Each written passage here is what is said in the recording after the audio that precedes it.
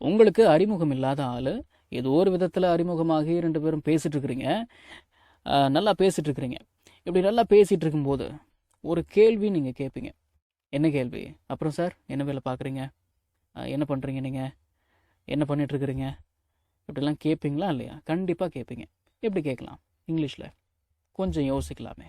நீங்கள் என்ன வேலை பார்க்குறீங்க அப்படின்னு இங்கிலீஷில் கேட்குறதா இருந்ததுன்னா வாட் டு யூ டூ அப்படின்னு கேட்கலாம். What do you do sir, what do you do sir அப்படின்னு கேட்கலாம். இல்லைனா வாட் இஸ் யுவர் ஆக்குபேஷன் அப்படின்னு கேட்கலாம். இல்லைனா வாட் இஸ் யுவர் ப்ரொஃபஷன் அப்படின்னு கேட்கலாம். அதுவும் இல்லையா what do you do for a living அப்படின்னு கேட்கலாம். இந்த 4 வாக்கியங்களுக்குமே ஒரே அர்த்தம் தான். இந்த 4 வாக்கியங்களில் ஏதோ ஒரு வாக்கியத்தை நீங்கள் எடுத்து பேசுங்க. அப்படி பேசும்பொழுது இந்த சார்ன்ற வார்த்தையை சேர்த்துக்கோங்க. What do you do sir, what is your occupation sir, what is your profession sir, what do you do for living sir. சரிங்களா? சரி. சில பேர் வாட் ஆர் யூ டூயிங் அப்படின்னு கேட்பாங்க. இதை கேட்கலாமா? இதை நீங்கள் கேட்காதீங்க. நீங்கள் என்ன வேலை பார்க்குறீங்க அப்படின்னு இங்கிலீஷில் கேட்குறதா இருந்ததுன்னா மேலே இருக்கிற இந்த 4 வாக்கியங்களில் ஏதோ ஒரு வாக்கியத்தை எடுத்து பேசுங்க. வாட் ஆர் யூ டூயிங் அப்படின்னு மட்டும் நீங்கள் கேட்காதீங்க. யாரோ ஒருத்தங்க கேட்டாங்கன்னா அதுக்கு பதில் சொல்லுங்கள். நீங்கள் என்ன வேலை பார்க்குறீங்களோ அதுக்கு பதில் சொல்லுங்கள். நீங்கள் கேட்க வேண்டாம் வாட் ஆர் யூ டூயிங் அப்படின்னு நீங்கள் கேட்க வேண்டாம் அப்படின்னு நான் சொல்லிக்கிறேன். சரி, இப்போ உங்களை பார்த்து ஒருத்தர் அப்புறம் sir what is your profession அப்படின்னு கேட்குறாங்க. இதுக்கு நீங்கள் எப்படிலாம் பதில் சொல்லலாம் அப்படின்னு பார்க்கலாமா? சரி, நீங்கள் ஒரு வெப் டெவலப்பரா? ஐம் அ வெப் டெவலப்பர் அப்படின்னு சொல்லுங்கள். நீங்கள் ஒரு டேட்டா சயின்டிஸ்டா? ஐம் அ டேட்டா சயின்டிஸ்ட் அப்படின்னு சொல்லுங்கள். நீங்கள் ஒரு பர்சனல் ட்ரைனரா?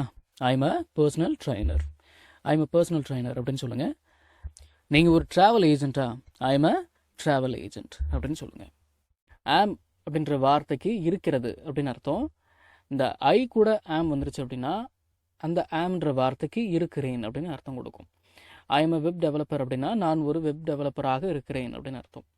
சரிங்களா? மனசில் வச்சுக்கோங்க. இந்த ஏன்ற வார்த்தை வரணும். ஏன்னா என்ன அர்த்தம்? ஒரு அப்படின்னு அர்த்தம். சரிங்களா? மனசில் வச்சுக்கோங்க. நீங்கள் ஒரு செஃப்பா? ஐ எம் அ செஃப் அப்படின்னு சொல்லுங்கள். நீங்கள் ஒரு லாயரா? ஐ எம் அ லாயர் அப்படின்னு சொல்லுங்கள். நீங்கள் ஒரு நர்ஸா? ஐ எம் அ நர்ஸ் அப்படின்னு சொல்லுங்கள். நீங்கள் ஒரு ரைட்டரா? ஐ எம் அ ரைட்டர் அப்படின்னு சொல்லுங்கள். ஐ எம் அ பைலட், நான் ஒரு பைலட்டாக இருக்கேன். ஐ எம் அ டென்டிஸ்ட், நான் ஒரு பல் மருத்துவராக இருக்கிறேன். ஐ எம் அ மேனேஜர், நான் மேனேஜர், நான் ஒரு மேனேஜராக இருக்கிறேன்.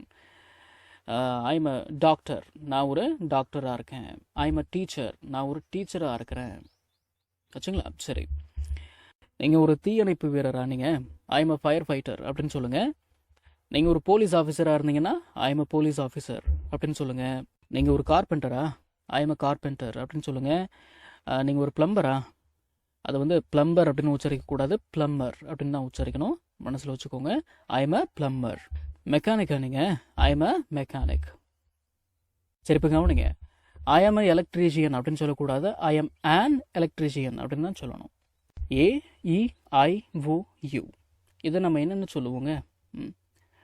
வவ்வல்ஸ் அப்படின்னு சொல்லுவோம் இல்லைங்களா? சரி, ஒரு வாக்கியத்தில் இருக்கிற ஒரு வார்த்தையோட முதல் வார்த்தையாக இந்த வவ்வல்ஸில் இருக்கக்கூடிய ஏதோ ஒரு வார்த்தை வந்துருச்சு அப்படின்னா அங்கே நம்ம ஆன் தான் போடணும், ஏ போடக்கூடாது. ஏ அப்படின்னாலும் ஆன் அப்படின்னாலும் ஒரே அர்த்தம்தான். என்ன அர்த்தம்? ஒரு அப்படின்னு அர்த்தம் இல்லைங்களா? சரி, இங்கே வந்து எலக்ட்ரீஷியன் ஈ வந்திருக்கு, அதனால் ஆன் போட்டிருக்கோம். சரி, ஐ எம் அன் அக்கௌண்டன்ட், நான் ஒரு அக்கௌண்டன்ட். ஏ வந்திருக்கிறதால ஆன் போட்டிருக்கோம். சரி, I am an entrepreneur, entrepreneur E தானே வந்திருக்கு, ஆன் தான் போடணும். சரிங்களா? சரி, ஐ எம் அன் ஆண்டர்பிரினர் அப்படின்னா நான் ஒரு ஆண்டர்பிரினராக இருக்கிறேன். I am an advocate, an advocate அப்படின்னு தான் பேசணும். சரிங்களா? I am an interior designer, I வந்திருக்கு, ஆன் தானே போடணும். சரி, நீங்கள் ஒரு ரியல் எஸ்டேட் ஏஜென்ட்டா? I am a real estate agent அப்படின்னு சொல்லுங்கள். நீங்கள் ஒரு மார்க்கெட்டிங் மேனேஜரா? I am a marketing manager. Software இன்ஜினியராக இருக்கிறீங்களா? I am a software engineer. பாடகரா நீங்கள்? I am a singer. டான்ஸரா நீங்கள்? I am a dancer. கொரியோகிராஃபரா நீங்கள்? I am a choreographer.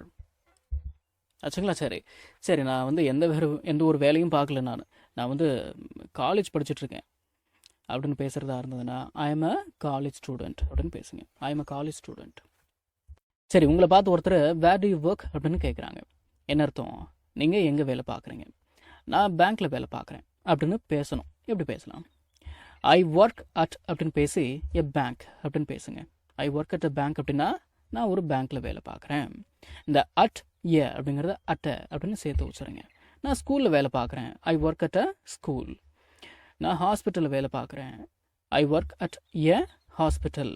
I work at a hospital. ஒரு ட்ராவல் ஏஜென்சியில் நீங்கள் வேலை பார்க்குறீங்களா? I work at a travel agency. I work at a travel agency அப்படின்னா நான் ட்ராவல் ஏஜென்சியில் வேலை பார்க்குறேன். I work at a hotel. நான் ஹோட்டலில் வேலை பார்க்குறேன். ஒரு இன்சூரன்ஸ் கம்பெனியில் நான் வேலை பார்க்குறேன் அப்படின்னு பேசணும். எப்படி பேசலாம்? I work at an insurance company. நான் ஒரு இன்சூரன்ஸ் கம்பெனியில் நான் வேலை பார்க்குறேன். இன்சூரன்ஸ் ஐ வந்திருக்கு பாருங்க, அதனால தான் நம்ம ஆன் போட்டிருக்கோம். I work at an insurance company. நம்ம தமிழ்ல பேசக்கூடிய அன்றாட வாக்கியங்களை இங்கிலீஷ்ல எப்படி பேசலாம்னு சொல்லி ஒரு 1000க்கும் மேற்பட்ட ஆங்கில வாக்கியங்களை தமிழ்ல மொழிபெயர்த்து ஒரு 5 PDF நான் ரெடி பண்ணியிருக்கேங்க. ஒரு PDFலையும் 200க்கும் மேற்பட்ட ஆங்கில வாக்கியங்கள் தமிழ் மொழிபெயர்ப்போட இருக்குங்க. ஸ்கிரீன்ல தெரியுற மாதிரி ஒரு பிடிஎஃபோட பிரைஸ் வந்து பாத்தீங்கன்னா 49 rupees. ஆனா இந்த 5 பிடிஎஃபையும் நீங்க 250 ரூபா கொடுத்தலாம் நீங்க வாங்க தேவையில்ல. ஜஸ்ட் 199 rupees பே பண்ணி நீங்க வாங்கிக்கலாம். உங்கள சில பேருக்கு இந்த பிரைஸ் கொஞ்சம் அதிகமா தெரியலாம். உங்ககிட்ட நான் பணிவோட சொல்லிக்கிறது என்னன்னா, இந்த 5 பிடிஎஃபையும் ரெடி பண்றதுக்கு எனக்கு 1 வாரம் டைம் எடுத்துக்கிச்சுங்க. ஸோ அந்த டைமுக்கு தான் நான் உங்ககிட்ட பணம் கேட்கறேனே தவிர மற்றதெல்லாம் எதுக்கும் கிடையாதுங்க. நீங்க புரிஞ்சுப்பீங்கன்னு நான் நம்புறேன்.